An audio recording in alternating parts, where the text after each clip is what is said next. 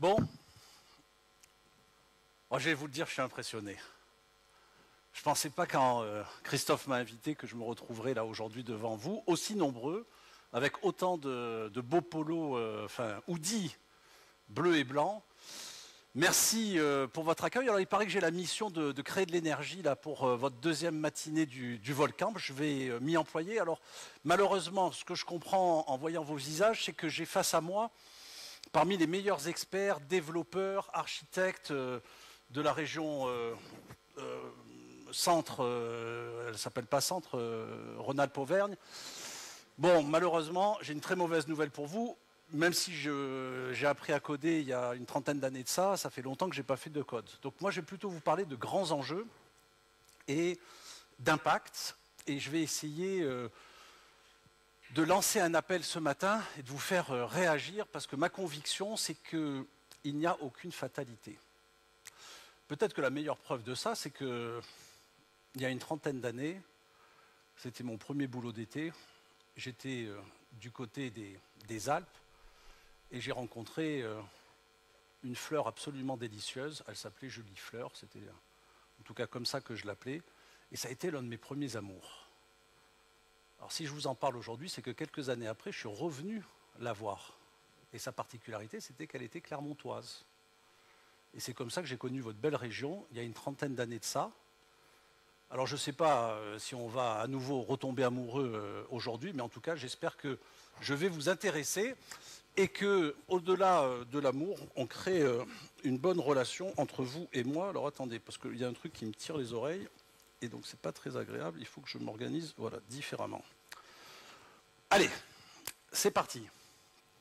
Quelques mots juste sur l'Inagora, pour vous dire que cette entreprise est une entreprise que j'ai co-créée avec Michel-Marie Maudet il y a 25 ans de ça. C'est une entreprise qui fait près de 200 personnes. Notre particularité, c'est d'être complètement dédié au logiciel libre et à l'open source. Il y a un petit peu de lag quand j'appuie, je pense. Tout ce qu'on fait au sein de l'Inagora, on le fait sans les GAFAM. Et donc c'est une religion, je l'assume en fait totalement. On est ce qu'on appelle un acteur de la good tech for good. Je le précise parce que je ne suis pas persuadé que tout le monde, effectivement, nous connaisse ici dans la salle. Et donc, on fait la démonstration depuis 25 ans qu'on est capable de créer une boîte pérenne qui se développe. Oui. Ça fait partie du sketch encore? Non? Vous me dites, hein? Voilà. Et donc, on peut absolument en vivre et se développer et bien se porter en étant 100% dédié au logiciel libre et à l'open source. On a une gamme en fait de produits, je ne vais pas rentrer en fait dans le détail, parce que notamment je vais m'appuyer sur l'un d'entre eux pour vous dire que c'est possible et que cette souveraineté numérique, il n'y a encore une fois aucune fatalité, on peut tout à fait la construire, y compris sur une des clés essentielles des systèmes d'information des grands clients, qui est Microsoft 365. Alors, soit je me tiens loin, ouais, il doit y avoir un petit peu de ça. Donc ça, c'est notamment notre Digital Workplace, qui s'appelle Twek Workplace, qui a la particularité d'offrir, alors que c'est un vrai modèle open source. Donc je vous invite à aller sur GitHub, aller regarder, télécharger, installer, éprouver. Ça repose uniquement sur des standards ouverts de l'Internet, notamment la partie messagerie. Il faut savoir que nous sommes le leader de la communauté Apache Gems. Gems, c'est le serveur de messagerie de la fondation Apache. Ça fait de Gems un des communs numériques peut-être les plus importants. Ce qui est extraordinaire, c'est comme toujours, nul n'est prophète en son pays. Nous, on est appelés par les Indiens, par les Vietnamiens, par les Chinois pour les aider à déployer Gems. Bon, et en France, on a encore un petit peu de mal à convaincre une partie de l'État, et notamment des grandes administrations françaises, de faire ce choix-là. Or, Gems, c'est tout simplement l'implémentation de référence du standard JMAP, qui est une évolution normalisée IETF de l'IMAP. Tout simplement, c'est qu'on s'est rendu compte que l'IMAP, qui était un vieux protocole de messagerie, il n'avait pas été pensé à l'heure de l'Internet et du cloud, et que si on voulait avoir des messageries intelligentes, il fallait qu'on invente un nouveau protocole de messagerie, d'où la création et la normalisation du JMAP, auquel, par ailleurs, on a eu, nous, la chance de contribuer, ce qui est assez rare pour être noté. On a réalisé, écrit une RFC qui fait partie de JMAP, et assez logiquement, on a participé à l'implémentation de JMAP dans cette communauté GEMS, et du coup, on en a pris le leadership technique. Alors, il se trouve que, par ailleurs, le leader de cette communauté GEMS, qui est donc un collaborateur de l'Inagora, Benoît Tellier, est revenu en France, puisqu'il a été le patron, il a gravi tous les échelons au Vietnam, jusqu'à en devenir en fait le patron de l'Inagora Vietnam, et il est revenu en France. Il n'est pas très loin de Clermont, puisqu'en fait, il vit dans la région lyonnaise. D'ailleurs, je crois qu'il m'a dit qu'il présenterait un CFP l'année prochaine, donc je pense qu'il viendra vous présenter ça. Enfin, il répondra au CFP, et donc il viendra vous présenter ça avec beaucoup de détails l'année prochaine.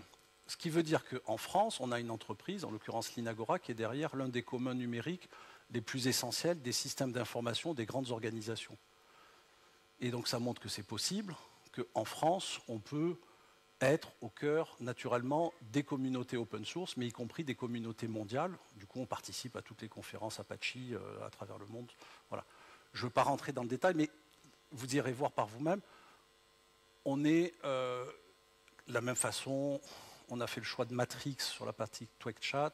Matrix qui n'est pas un standard de l'Internet au sens IETF du terme, mais qui devient de fait un standard industriel et un standard de l'Internet, puisque tout le monde aujourd'hui choisit en fait cette solution. Et donc la particularité, c'est qu'on fait le choix de solutions clés de l'Internet pour implémenter notre solution, les standards ouverts, tout le code est ouvert, mais on vient y mettre ce qui manque la plupart du temps aux solutions open source, c'est-à-dire une ergonomie, une UX, un design que les utilisateurs attendent. Parce qu'on va se dire les choses, il ne faut pas qu'on fasse des logiciels que les utilisateurs n'aiment pas utiliser. La clé du succès dans le domaine du soft, c'est de faire des softs que les utilisateurs aiment. Et il faut absolument que, quand on développe nos logiciels libres, on ait cette conscience-là. Et ce n'est pas faire une compromission avec le diable que de faire du beau. Et donc, il faut impérativement penser UX, design, parcours utilisateur.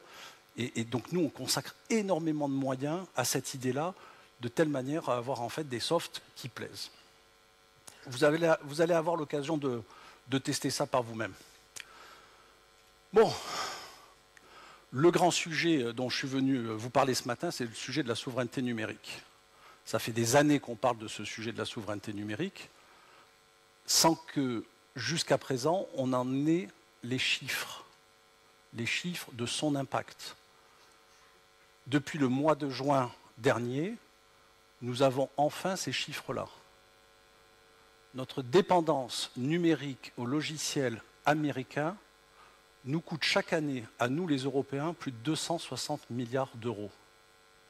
Et pour ce qui est de la France, notre dépendance aux GAFAM nous coûte plus de 50 milliards d'euros. Alors quand on évoque ces chiffres-là, surtout qu'en ce moment on n'arrête pas d'évoquer des chiffres, des milliards dans un sens, dans un autre, etc., on dirait qu'ils parlent de milliards comme en fait nous on parle finalement d'euros, on a du mal à se rendre compte de ce que c'est. Mais 56 milliards de déficit commercial dans le domaine du logiciel, ça fait du numérique notre deuxième déficit commercial, après celui de l'énergie. Alors, celui de l'énergie va continuer à grandir, puisqu'on achète de plus en plus de gaz américain, qui est le plus cher en fait sur la planète. Mais il faut imaginer ce que ça représente, le deuxième déficit commercial. Et ce qui est terrible, c'est que face à cette dépendance énergétique, la France, les pays européens ont réagi. C'est pour ça qu'on a notamment construit ce programme nucléaire, pas seulement pour ça, on avait besoin d'un programme nucléaire civil pour faire du nucléaire militaire. Mais on a accéléré le développement du nucléaire civil pour diminuer notre dépendance énergétique, pour diminuer notre déficit commercial d'un point de vue énergétique. Et quand on voit ce qu'on a été capable d'investir, et encore récemment, ce qu'a annoncé le président Macron en matière de nouvelles tranches d'investissement pour fabriquer, je crois, 22 nouveaux réacteurs en France, ça se compte en dizaines de milliards. Et ce qui est terrible, c'est que quand on s'intéresse au numérique, eh ben, on saupoudre de quelques millions, quelques dizaines de millions d'euros. On n'y est pas, on n'est pas à l'échelle. Et donc ce qu'il faut que nous, on dise à nos politiques, parce que c'est à eux de prendre cette décision-là, mais c'est à nous de les pousser, c'est qu'on n'y est pas et qu'il faut faire beaucoup, mais beaucoup, c'est énormément plus pour le numérique si on veut réduire ce déficit commercial. On n'investit pas assez en France, en Europe, au service du développement de notre souveraineté numérique. Je pourrais vous rentrer davantage dans les détails dans le cadre des questions-réponses. Alors, néanmoins, tout n'est pas sombre, en particulier en ce moment, parce que grâce à notre meilleur commercial, le président Trump, en fait, en réalité, il fait exactement ce que les États-Unis ont toujours fait, mais comme il le fait bruyamment, de façon agressive, eh bien, on s'en rend tous plus compte. Et puis comme nos élus européens, ils se font marcher sur le dos en permanence par le président Trump, eux-mêmes, ils ont tendance en fait à réagir et à comprendre que, effectivement, là, il y a bien un problème. Donc, à la fois sous l'impulsion de notre meilleur commercial à la crinière blonde, mais aussi au fait qu'on a enfin les chiffres. Alors, je n'ai pas précisé, mais les chiffres, en fait, ils proviennent d'une étude très sérieuse faite par un cabinet qui s'appelle Asterès, si vous voulez les références, qui a été commandé par le SIGREF, le club informatique des grandes entreprises françaises. Et donc, c'est disponible à la fois sur le site d'Asterès, l'étude complète, et sur le site du SIGREF, sigref.fr. Et donc maintenant qu'on a aussi ces chiffres-là et qu'on est capable de mesurer nos dépendances, il y a en fait une prise de conscience qui est en train de s'organiser. Et donc, en début d'été, aux rencontres économiques d'Aix, a été annoncé le lancement de l'indice de résilience numérique. Donc on va enfin avoir un KPI qui va permettre de mesurer nos dépendances numériques. Donc ils sont en train de travailler là-dessus. On avait en fait un événement la semaine passée, je ne sais même plus quel jour on est, non, en début de semaine, qui faisait le point sur ces sujets de souveraineté numérique. Et Arnaud Ponce, qui est le directeur général du think tank Digital New Deal, qui est à l'origine en fait de cet IRN, de cet indice de résilience numérique, nous annonçait qu'il serait bientôt prêt en open source. Donc tout le monde va pouvoir s'en emparer. À la fois la méthode va être ouverte et les outils vont être en fait disponibles pour tout le monde. Et donc l'objectif, en tout cas le mien, c'est de faire en sorte que cet indice de résilience numérique rentre dans ce qu'on appelle la responsabilité sociale et environnementale des entreprises. Et au même titre qu'on donne une bonne note aux entreprises quand elles respectent l'environnement, quand elles respectent l'égalité de genre, quand elles respectent, quand elles assument en fait des programmes de non-discrimination. De la même façon, il faut que les grandes entreprises qui font le choix de la good tech par rapport à la bad tech soit quelque part récompensé et que ça rentre en fait dans l'analyse de la responsabilité sociale et environnementale des entreprises. Donc on est en train de mettre en place des outils systémiques qui vont avoir comme conséquence que chacun s'interroge sur ses dépendances numériques, parce que naturellement pour produire cet indice de résilience numérique, une des clés c'est de mesurer sa dépendance. Et c'est pour ça que je voulais vous parler aussi d'une initiative que peut-être certains d'entre vous connaissent, qui s'appelle l'initiative Tiebreak, qui provient des grandes entreprises françaises, des grandes villes françaises, qui se sont mis d'accord pour mesurer, avec un certain nombre, là encore une fois, d'indices et de KPI, leur propre dépendance au logiciel américain. Et leur méthode est ouverte, elle est disponible, vous pouvez en fait vous en inspirer. Et donc je pense que l'ensemble des communautés open source et des acteurs qui veulent finalement développer un numérique souverain doivent non seulement s'emparer de ces outils-là, mais les pousser en fait auprès de nos clients. Je vais vous donner un exemple très concret de ce que je vous dis. Nous, on est en train de discuter sur un gros deal avec une grande banque française. Et donc, vous savez, on discute avec les achats, on se fait un peu torturer. Et donc, et je dis aux acheteurs, mais est-ce que par ailleurs, donc ils nous parlent de CSR, Corporate Social Responsibility, parce que bien sûr, on tous fait en anglais avec les grandes banques françaises. Et donc, on discute, et alors je leur dis, ben oui, on va vous fournir tout ça, mais est-ce que vous avez pris en compte l'IRN? Alors là, les acheteurs, ils sont complètement scotchés, un truc qu'ils ne connaissent pas, etc. Et donc, du coup, ils nous demandent en fait plus d'infos. Et donc, moi, mon objectif, c'est naturellement qu'ils mettent Alors, ils ne le feront pas sur cet appel d'offres-là, mais très rapidement, ça en place, parce que vous pensez bien que sur l'IRN, des boîtes comme Clever Cloud, comme d'ailleurs, s'il y a des gens de Clever, je les salue, puisque c'est nos grands copains dans la profession, des gens comme Linagora, comme d'autres qui font, en fait, comme ta boîte, bien sûr, Christophe, on sera en fait sur un indice en fait, maximum. Donc on est en train de créer ces outils systémiques, et j'en reparlerai à la fin.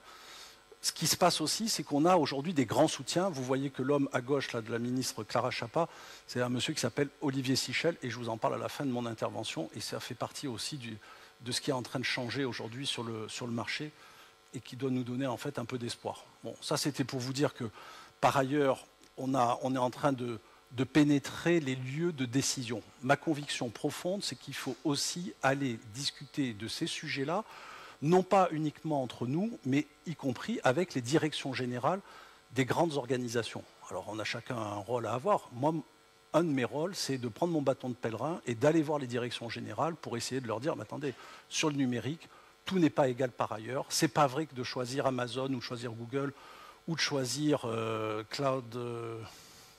comment tu dis BeWise, c'est effectivement en fait la même chose, c'est pas du tout la même chose. Nos emplois, enfin nos emplettes sont nos emplois, la souveraineté numérique c'est un sujet absolument clé. Si vous voulez réduire votre dépendance, et puis y compris que, parce que ce qu'on me rétorque, ce que les directions générales me rétorquent, c'est que typiquement si vous êtes un leader mondial du luxe, vous êtes un leader mondial. Et la France, ce n'est qu'un des pays dans lequel vous êtes. Et donc les gens disent, oui mais il y a autant de souveraineté que de pays dans le monde, ce qui est tout à fait vrai. Et donc nous, on doit être autant américains que... D'ailleurs, c'est un de nos marchés principaux, que chinois, que finalement français ou européens.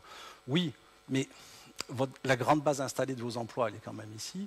Aujourd'hui, les grandes politiques publiques qui sont décidées par les politiques, et notamment les augmentations de taxes, etc., elles sont liées au fait que la France, finalement, crée pas assez de richesses. Et naturellement, si chaque année vous mettez un billet de 56 milliards dans la poche en fait, des Américains, c'est 56 milliards qui ne viennent pas irriguer l'économie nationale.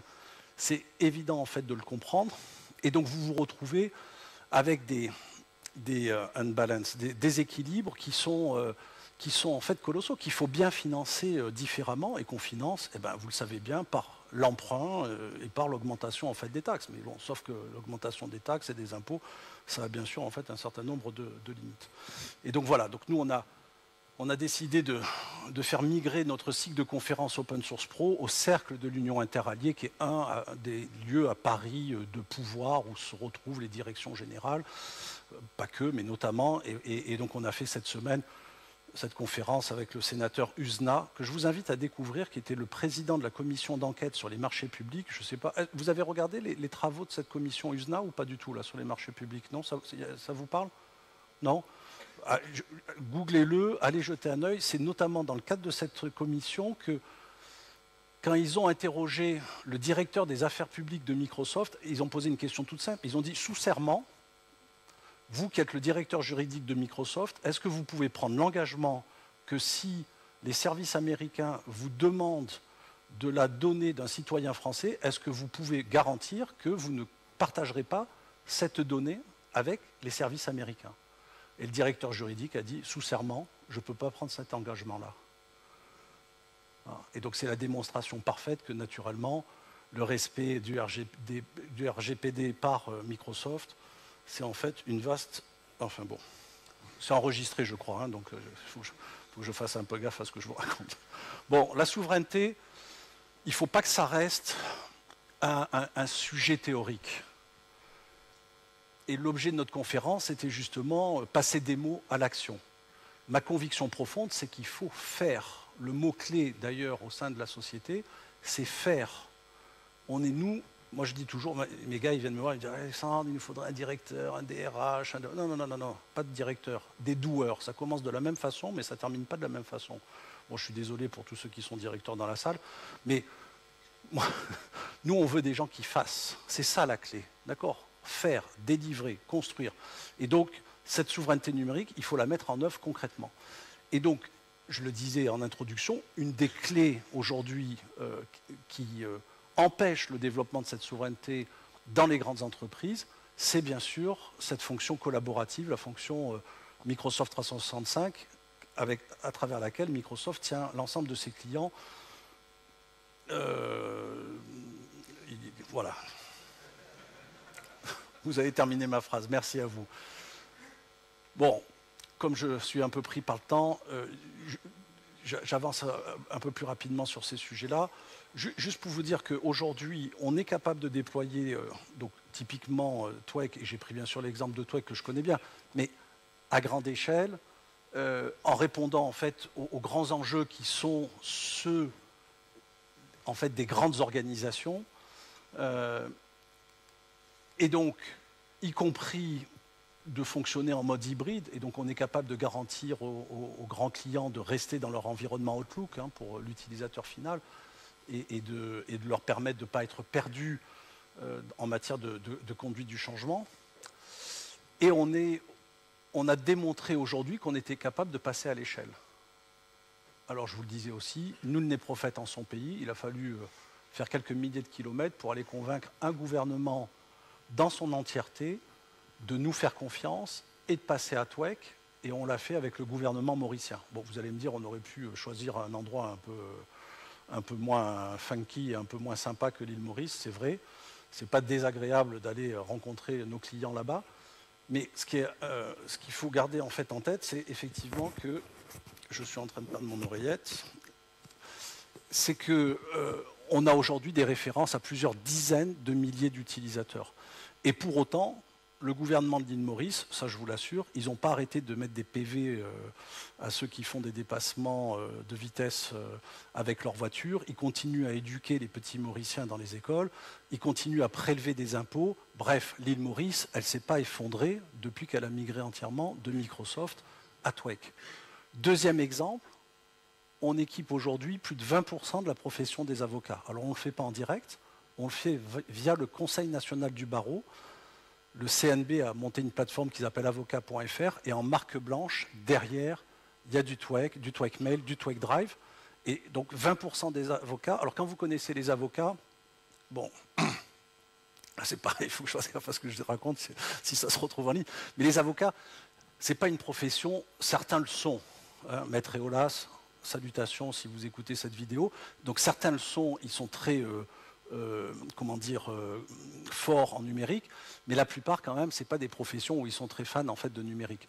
Et donc quand les avocats sont capables de vous utiliser, d'utiliser votre solution, c'est quand même plutôt un très bon signal, comme quoi cette solution-là, elle peut être utilisée aujourd'hui par n'importe qui.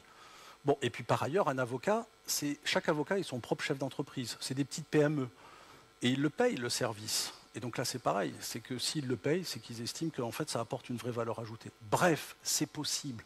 À tous ceux qui vous disent autour de vous, alors je passe aussi ces messages-là parce que j'ai compris qu'il y avait quelques Michelin dans la salle, et je ne désespère pas de convaincre en fait cette belle société, magnifique société, qui est très attachée à notre territoire, qui aime son pays, d'utiliser un bout en fait de TWEC, au moins sur une partie de son système d'information, et parce qu'on a si vous voulez, des croyances limitatives.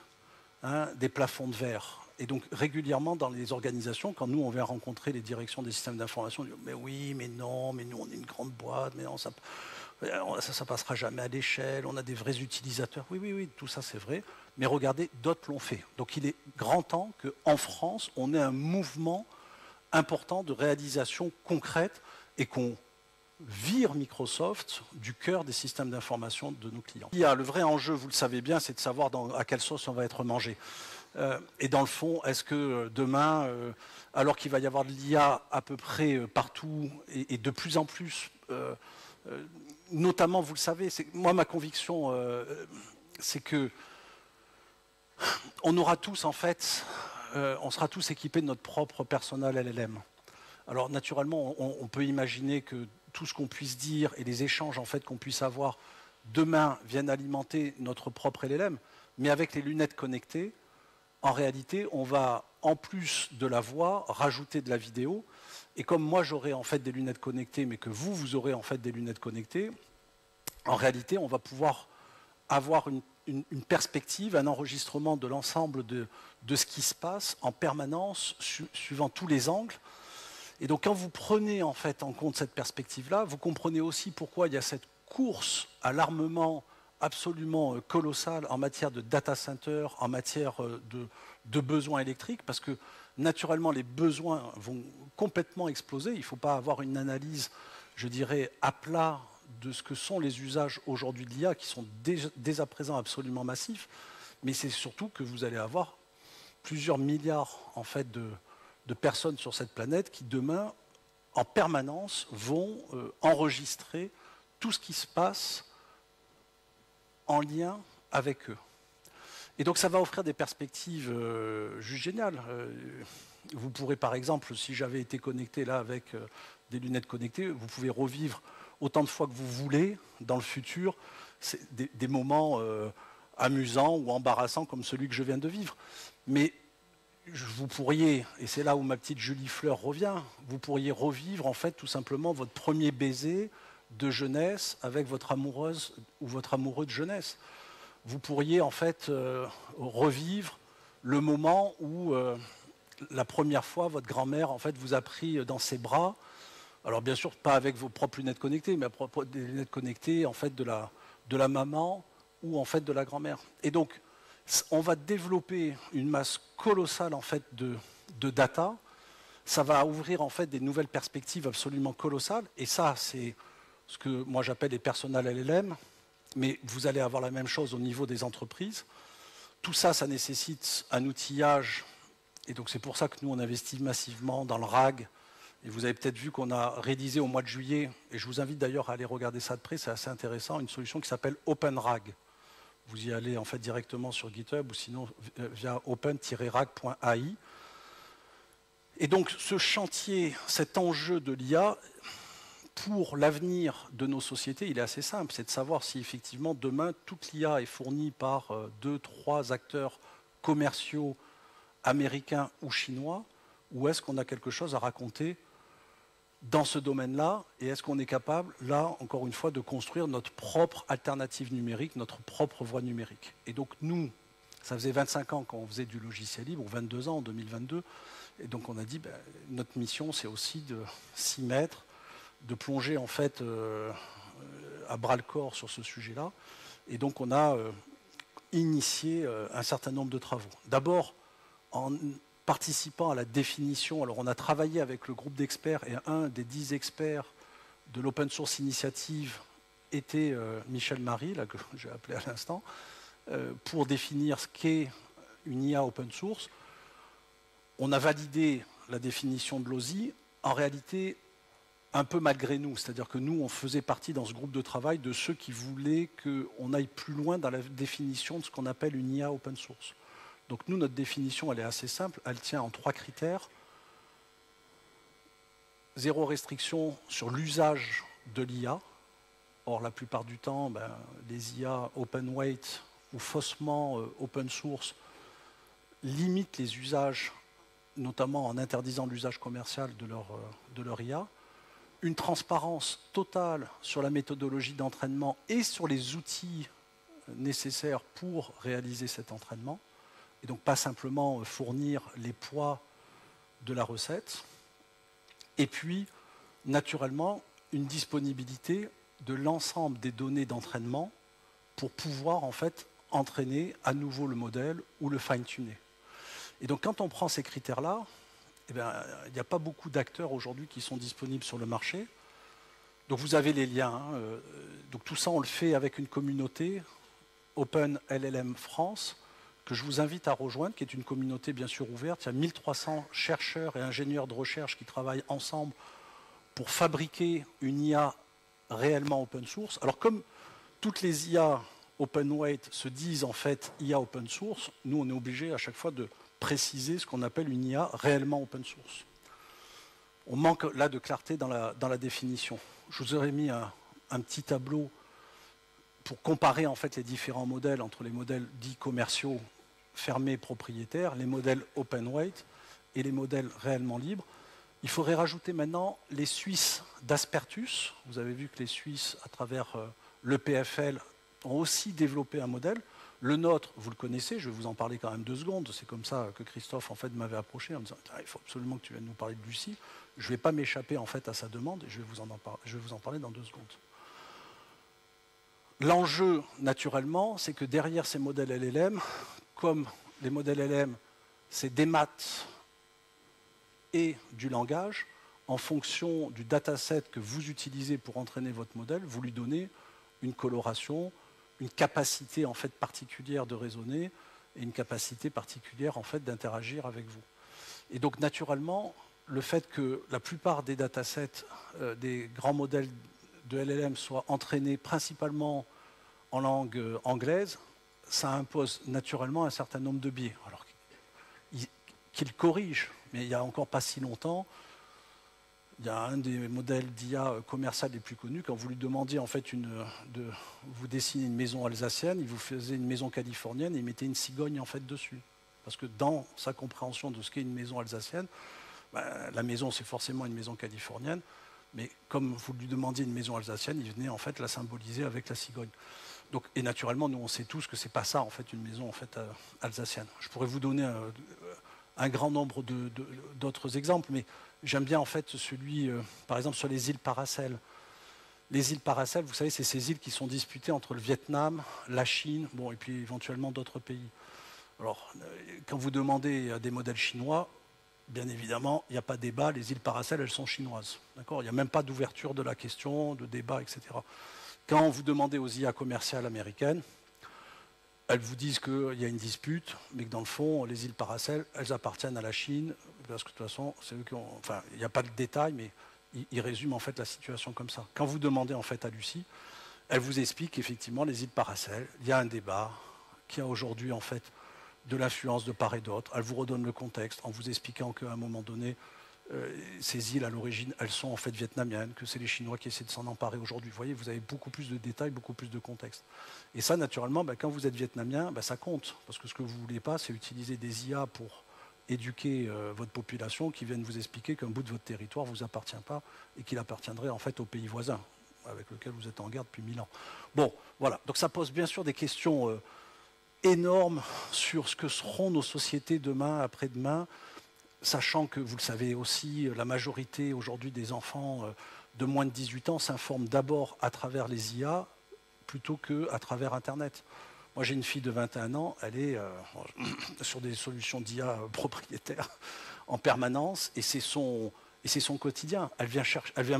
Nous, on est une génération, enfin, plus ou moins quand je vois les cheveux blancs de certains, et quand ils en ont.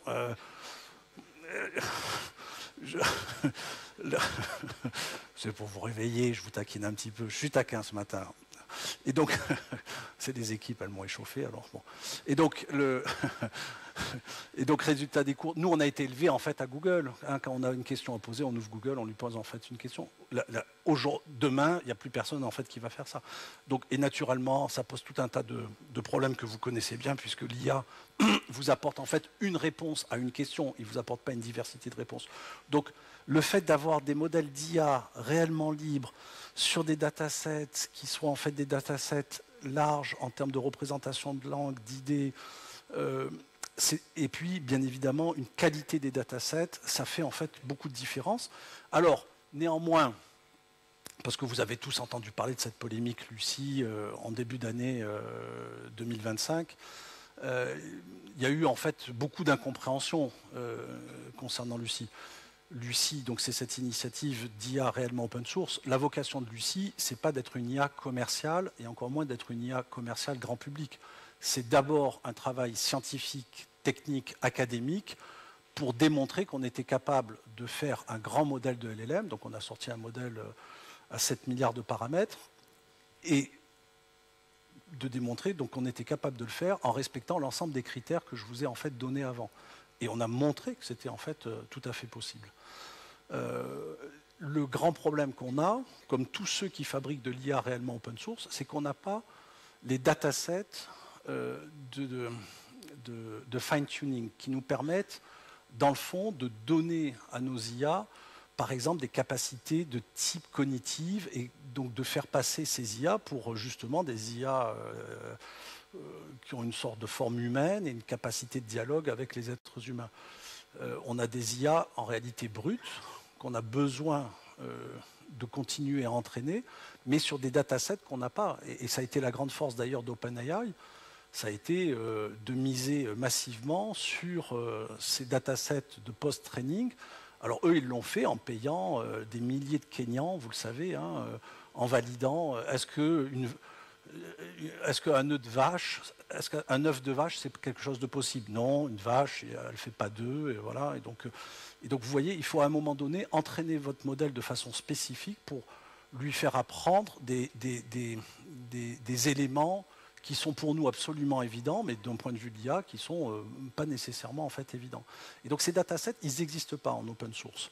Et donc, face à ça, on avait deux choix. Soit en fait on demandait à nos équipes de passer leur temps à essayer de cliquer, de vérifier les réponses de l'IA, voilà, et on en a fait tout un bout, hein, pour tout vous dire, mais naturellement on atteint très vite nos limites. Bon, et puis on a une efficacité économique assez limitée de payer des docteurs pour faire en fait ce type de job. Soit on bénéficiait de notre communauté, et c'est ce qu'on a voulu faire, et on a ouvert en fait un service qui s'appelait Lucy.chat pour que tout le monde puisse interagir avec le modèle, pour nous aider en fait à fine-tuner le modèle et enregistrer en fait ces données dont on avait besoin. Bon, voilà, et vous connaissez le reste de l'histoire, c'est qu'en fait les gens bien sûr n'ont pas du tout lu ce qu'on avait mis sur le site internet, ils s'en moquaient de savoir que c'était en fait un modèle de recherche, et donc ils sont allés en fait tirer sur la pauvre petite Lucie, et comme il y avait tout un tas en fait de journalistes qui trouvaient ça très drôle en fait d'aller raconter l'histoire comme quoi Lucie c'était une IA bête française, etc. On adore en fait se tirer des balles dans le pied dans ce pays, c'est un peu terrible. Bon, allez, j'avance vers ma conclusion. Donc, juste quand même pour information, on n'a rien abandonné, on continue à bosser, hein, naturellement. Il n'y a aucune raison, et il faut surtout ne rien lâcher, parce que la suite de l'histoire, comme je vous l'ai raconté, et notamment avec l'incorporation de la partie vidéo dans le domaine en fait de l'IA générative, on est au tout début de cette histoire-là. Et donc, il faut surtout continuer à investir, à créer une IA alternative aux IA commerciales grand public. Alors, effectivement, on est très content. Aujourd'hui, on a un champion national, Mistral, qui a aussi, en tout cas en grande partie, la même vocation que nous, c'est-à-dire d'apporter une IA alternative française, européenne. Et ça, c'est juste génial. En plus, ils le font avec des moyens qui sont des moyens colossaux. Félicitations en fait aux équipes de Mistral et à notre collègue Arthur Mensch. Mais rien n'est écrit sur ces modèles classiques, c'est-à-dire que quand une boîte lève beaucoup d'argent, et à un moment donné, une partie du capital, alors même si là c'est ASML, pas ASM, qui a investi dans Mistral, et donc c'est effectivement un investisseur européen, et donc c'est une bonne chose parce que ça vient consolider cette approche souveraine pour Mistral. Ce qui est certain, c'est qu'il ne faut pas mettre tous nos œufs dans le même panier. Et donc, moi, je souhaite le plus grand succès à Mistral, et il tire toute la profession, et il tire tout notre écosystème, et c'est juste génial. Mais que ce soit des œufs de vache, des œufs de poule ou des œufs de cochon, en tout cas, voilà, il ne faut pas mettre tous nos œufs dans le même panier, et il faut absolument avoir une diversité d'acteurs. Il n'y a pas un trop plein d'acteurs, il y a aujourd'hui un trop peu d'acteurs. Et si vous regardez le nombre d'acteurs aujourd'hui capables de faire des modèles LLM en France, même nos collègues de Lighton ont arrêté, puisqu'aujourd'hui ils se concentrent sur cette partie RAG. On n'est pas assez nombreux aujourd'hui à mettre des moyens, à avoir des équipes capables de faire ça. Et donc, il y a aussi Qt AI qui fait des modèles, mais donc on se compte sur les doigts d'une main aujourd'hui. Bon, dans tout ce paysage-là, il y a bien sûr par ailleurs des choses qui sont révoltantes. Vous l'avez vu, je ne vais pas trop insister dessus, mais cet été, l'épisode Exaion. Exaion, c'est cette filiale d'EDF dédiée aux fonctions de compute, à l'origine de la blockchain, mais nous qu'on avait commencé à utiliser pour l'IA. Et donc on utilisait ces gens-là, par exemple, pour fournir notre service Linto de transcription et de résumé automatique pour la Commission européenne, en se disant quand même, on va aller chercher un clouder qui dépend d'EDF, parce qu'EDF, c'est du solide, et ils vont pouvoir nous garantir. Sinon, il y a des places. Il y a des places ici, là. Ne vous sentez pas obligé de partir, ça serait. Vous allez perdre le meilleur. Ah si, bon. Disons, c'est autoritaire, les pompiers clermontois. Hein, il y a une autre salle? Ah, les gens peuvent écouter. Ouh là là, mais... Bonjour à ceux qui sont dans l'autre salle, alors du coup. C'est pas diffusé sur grand écran sur la place de Jode, là, c'est ça. Tu me l'aurais dit, Christophe. Bref, donc, rien laisser penser que cette filiale d'EDF puisse à un moment donné être rachetée par un acteur américain, en plus pour faire de la blockchain, Mara. Bon, mais je ne vais pas rentrer dans les détails, mais c'est vrai que c'est juste incroyable. On a une pépite, il y a un savoir-faire, EDF a financé tout le démarrage, etc. Alors certes, effectivement, pour EDF Venture, qui gère en fait la participation d'EDF dans cette entreprise, c'est plutôt un très bel investissement, c'est peut-être l'un de leurs meilleurs investissements, parce qu'ils ont un gros ROI, etc. Quand on regarde en fait uniquement la picture Exaion et de son premier actionnaire que EDF Venture, mais quand on prend un peu de recul et on se dit, mais mince, mais est-ce que EDF n'est pas en mesure de comprendre que pour avoir un énergéticien souverain, il faut avoir une chaîne énergétique souveraine, et que pour avoir une chaîne énergétique souveraine, il faut être aussi souverain d'un point de vue numérique. Bon, moi, c'est le discours que j'ai passé en fait au patron d'EDF, mais bon, voilà, on est avec une génération aujourd'hui de dirigeants d'entreprise qui sont des gens brillants, mais qui ont fait leur carrière sans le numérique, qui eux-mêmes n'utilisent pas le numérique au quotidien. Ça changera avec l'arrivée dans ces grandes entreprises de nouveaux dirigeants. Et donc je voulais vous reparler d'Olivier Sichel, puisqu'Olivier Sichel, c'est le nouveau patron de la Caisse des dépôts et consignations. Alors la Caisse des dépôts, vous la connaissez, hein, c'est celle qui gère en fait l'investissement, la préférée des Français, comment ça s'appelle, pas le PEA, mais le livret A, voilà, le livret A, merci.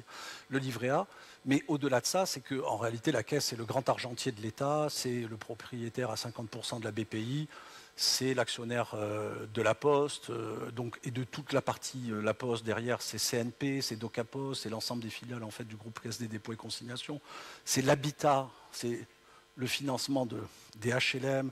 Ils ont plusieurs entreprises en fait en tout cas de gestion en fait de ces HLM. C'est la Banque des territoires, donc ça finance tous les projets d'infrastructure sur le territoire. Donc c'est juste colossal la Caisse des dépôts. Et la particularité d'Olivier Sichel, c'est que c'est un gars qui a connu dans sa chair le bras de fer avec les GAFAM. Il a été à la fin des années 90, début des années 2000, le patron du guide.com, qui était un guide d'achat, et au moment où Google a décidé de créer Google Shopping. Et donc, bien évidemment, quand vous êtes Google et vous dites « je vais faire Google Shopping », la première chose que vous faites, c'est de déférencer tous vos concurrents. Et donc, du jour au lendemain, le guide.com, qui était le leader en France, a perdu en fait toute sa traction, tous ses clients. Et donc, il s'est battu contre ce type de décision. Et c'est grâce à son action que la Commission européenne a infligé la première amende pour position dominante à Google, une amende de 2,5 milliards. Bon, bien sûr, ils l'ont fait 15 ans après. Entre-temps, le guide.com était complètement mort. Mais ça a fait progresser les principes même de régulation en Europe avec ce qu'on appelle la régulation ex ante, c'est-à-dire ne pas attendre que les gens soient en position dominante, mais de regarder en amont s'ils peuvent devenir en position dominante et de pouvoir les réguler en fait avant qu'ils soient en position dominante. Et surtout, lui, ça l'a convaincu de l'enjeu qu'il y avait pour l'Europe de développer sa souveraineté numérique. Et donc vous avez aujourd'hui des gars comme Olivier Sichel qui prennent la tête d'organisations aussi importantes que la Caisse. Et ça, c'est un vrai motif en fait de satisfaction, alors même que d'autres font des choix qui sont, je dirais, des choix, moi je m'en suis ému publiquement, qui sont des choix sans aucune éthique, sans aucune dignité, je n'ai pas honte de le dire. Quand vous voyez Stéphane Israël, qui était le directeur de cabinet d'Arnaud Montebourg, qui était le ministre le plus pro-souveraineté et qui a été ensuite patron, notamment d'Ariane Espace, qui s'est battu pendant des années pour la souveraineté spatiale européenne, qui annonce, qui démissionne de la fonction publique. Pendant 2 ans, il n'a pas le droit de travailler en fait dans le privé. Et donc, il va pantoufler du côté de BCG pendant 8 mois. Et hop, dès que les 2 ans sont passés, qu'est-ce qu'il fait? Il rejoint AWS pour s'occuper de quoi? Mais bien évidemment, de souveraineté numérique. Enfin, c'est vraiment, il y a de quoi, c'est un gag. Hein. Alors moi, ce que je crois, c'est que on est en train de vivre les derniers moments de ces vieux chefs indiens à plumes qui troquent leur liberté, et dans le fond, en troquant leur liberté, ils troquent aussi la nôtre, vis-à-vis en fait de ces géants américains, mais ça ne durera pas en fait éternellement, parce que naturellement que c'est tout à fait inacceptable, ça va certainement encore faire du remous, et il y aura en fait de nouvelles règles qui existeront pour éviter ce type de choses, parce que c'est vraiment honteux. Mais donc, certains font le choix de l'indignité, quand d'autres font le choix en fait de la dignité, comme notre ami Olivier Sichel. Et donc, dans le fond, et j'en arrive vraiment à la conclusion de ma conclusion, dans le fond, c'est que il nous appartient à nous d'avoir l'audace et le courage nécessaires pour faire bouger les choses. Et c'est un message que j'aimerais en fait vous passer aujourd'hui, c'est finalement de vous dire justement, alors qu'il y a plein de motifs dans ce pays pour être en colère, je ne vous parle même pas en fait du champ de mine de la politique actuelle et des difficultés de notre pays, et donc au quotidien, on a de quoi être révulsé, être en colère, etc. Mais la seule bonne attitude, c'est justement de ne pas tomber dans le panneau. Et il faut garder en fait un état d'esprit constructif et positif. Et je sais que c'est exactement ce que vous faites ici, au Volcamp. C'est pour ça d'ailleurs que vous vous réunissez pendant 2 jours. Merci du coup à Christophe et à l'ensemble en fait des équipes bénévoles du Volcamp d'avoir initié ce type en fait de manifestation. Et donc, il faut garder ce cap-là. Nous, c'est ce qu'on s'impose depuis 25 ans. Les images que vous voyez, on s'était dit que pour les 80 ans de l'anniversaire de la France libre, ça serait pas idiot de faire la même chose. Pardon, 80 ans, non, 39, on est en 99. Oui, je perds mes années. Les 60 ans plutôt, oui, c'est plutôt maintenant, aujourd'hui les 80 ans. Pour les 60 ans de l'appel à la France libre, on s'était dit, mais moi j'étais à l'époque ingénieur à l'Institut national des télécoms, on s'était dit, mais il faut faire une grande manifestation sur le Trocadéro et il faut appeler à la mobilisation. Je vous laisserai en fait le texte, qui est le texte quasiment original de l'appel à la France libre du général de Gaulle. Mais vous le voyez, on l'avait singé avec le général Tux.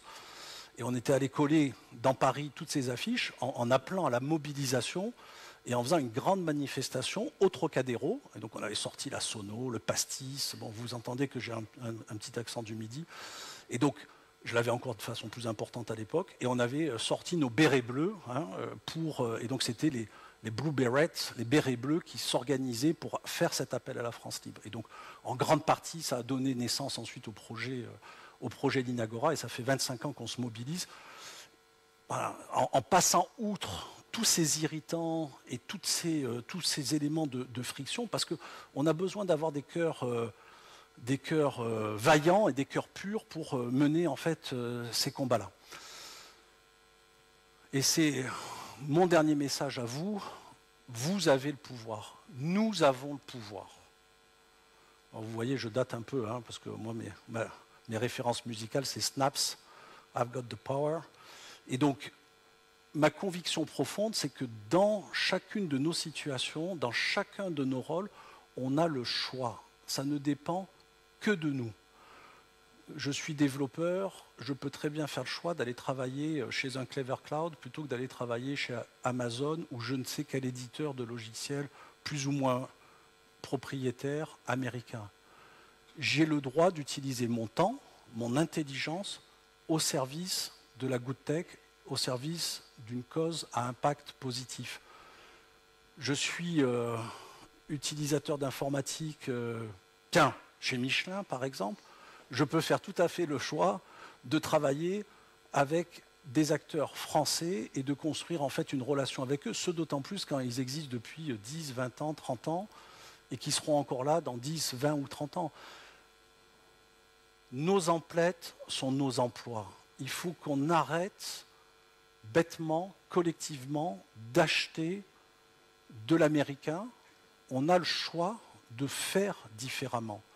Et vous avez ce pouvoir-là. Quand vous êtes consommateur, quand vous êtes utilisateur, vous avez le choix et c'est notre liberté. Un grand merci pour votre accueil et bonne journée à vous tous.